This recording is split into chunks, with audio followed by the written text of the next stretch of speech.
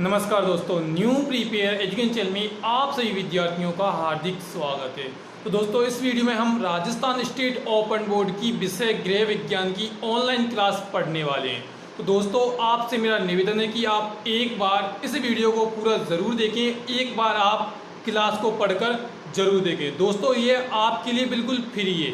चलिए हम आप पढ़ाई पर बातें करते हैं। तो सबसे पहले मैं आपके लिए बता देता हूँ दोस्तों, ये कक्षा 10वीं की क्लास है और दोस्तों ये विषय गृह विज्ञान की क्लास है और गृह विज्ञान का पाठ 6 जिसका नाम पर्यावरण है। दोस्तों, आज हम पाठ 6 को पढ़ने वाले हैं और ये आपके सामने है। तो दोस्तों, आपसे मेरा निवेदन है कि आप अपनी किताब भी साथ में जरूर रख लें, जिससे आपको समझ में बहुत ही आसान तरीके से आ जाएगा। और अगर आपके पास किताब नहीं है तो भी कोई दिक्कत नहीं है, हम वैसे भी समझ सकते हैं। तो चलिए, सबसे पहले आता है पाठ स्टार्ट होते ही उद्देश्य। दोस्तों, मैं आपको पहले भी बता चुका हूँ उद्देश्य क्या होते हैं। दोस्तों, उद्देश्य का मतलब होता है जब हम किसी भी पाठ को पढ़ लेते हैं तो पढ़ने के बाद हम उस पाठ के बारे में क्या क्या जान जाएंगे, क्या समझ जाएंगे, यह होता है उद्देश्य। तो चलिए देखते हैं हम कि हम पढ़ने के बाद क्या क्या जान जाएंगे। दोस्तों, जो मेरे को इम्पोर्टेंट लगा है वो मैंने आपके लिए लिख दिया है। पहला पॉइंट क्या है, प्रदूषण तथा प्रदूषक को समझ पाएंगे। यानी हम प्रदूषण क्या होता है और प्रदूषक क्या होता है इसको हम भली भांति समझ जाएंगे। दोस्तों, दूसरा पॉइंट क्या है, पर्यावरण तथा स्वास्थ्य पर प्रदूषण को समझ पाएंगे। यानी जो प्रदूषण होता है वो पर्यावरण और मानव स्वास्थ्य पर क्या असर डालता है इसको भी हम अच्छी तरीके से समझ जाएंगे। और प्रदूषक के बारे में भी हम जान जाएंगे। जैसे बहुत सारे और उद्देश्य हैं जो आपको अपनी किताब में अच्छी तरीके से मिल जाएंगे, आप उन्हें भी पढ़ सकते हैं। दोस्तों, मेरे को जो पॉइंट इंपॉर्टेंट लगा है वो मैंने आपको यहाँ पर बता दिया है। चलिए हम अब आगे बात करते हैं। अगर आपको कोई भी समझने में दिक्कत आती है तो आप मुझे कमेंट करके ज़रूर बता सकते हैं।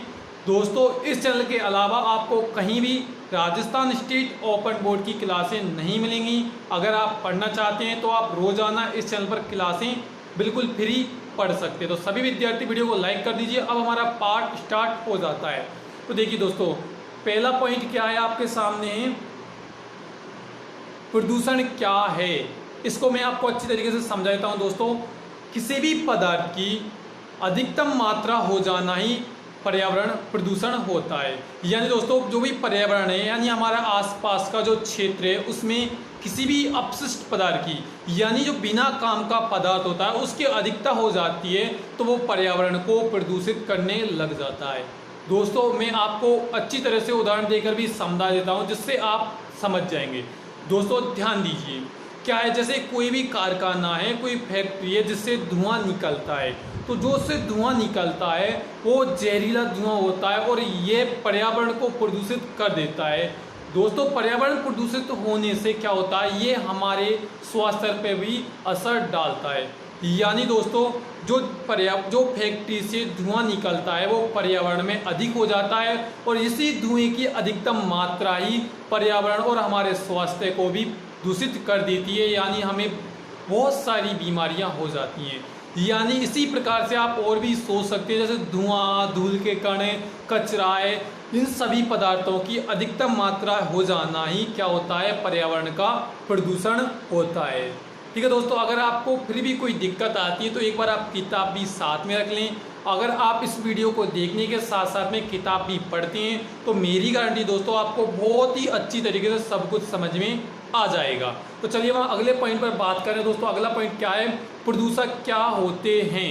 यानी दोस्तों, इसके बारे में आप समझ लीजिए, वे पदार्थ जो पर्यावरण को प्रदूषित करते हैं प्रदूषक कहलाते हैं। यानी दोस्तों, वो पदार्थ जो पर्यावरण को ही प्रदूषित करते हैं उन पदार्थों को ही क्या कहते हैं, प्रदूषक कहते हैं।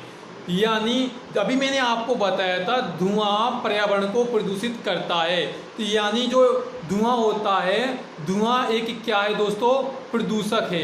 क्या है दोस्तों, धुआं एक प्रदूषक पदार्थ होता है। इसी तरीके से हम और भी बात कर सकते हैं कि जो होते हैं जितने भी अपशिष्ट पदार्थ होंगे वो सब क्या होंगे, प्रदूषक होंगे।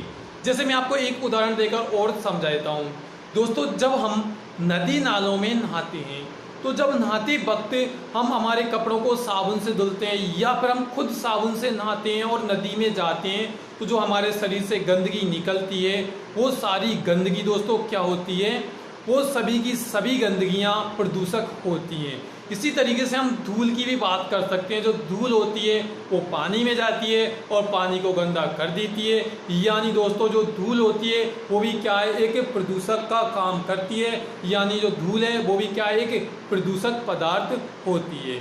दोस्तों आप भी अपने दिमाग में इस प्रकार के प्रदूषकों के बारे में सोच सकते हैं। आपके आसपास बहुत सारे होते हैं, यानी बहुत सारा कचरा है, बहुत सारे कारखानों से निकलने वाला प्रदूषण अपशिष्ट पदार्थ हैं, धुएं हैं, ऐसे इस प्रकार से आप और भी समझ सकते हैं।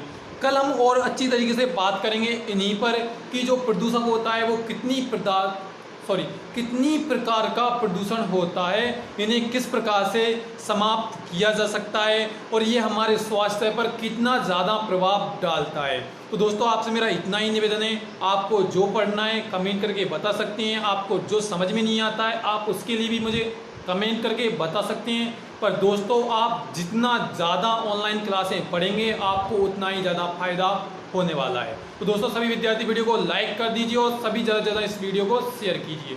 दोस्तों धन्यवाद।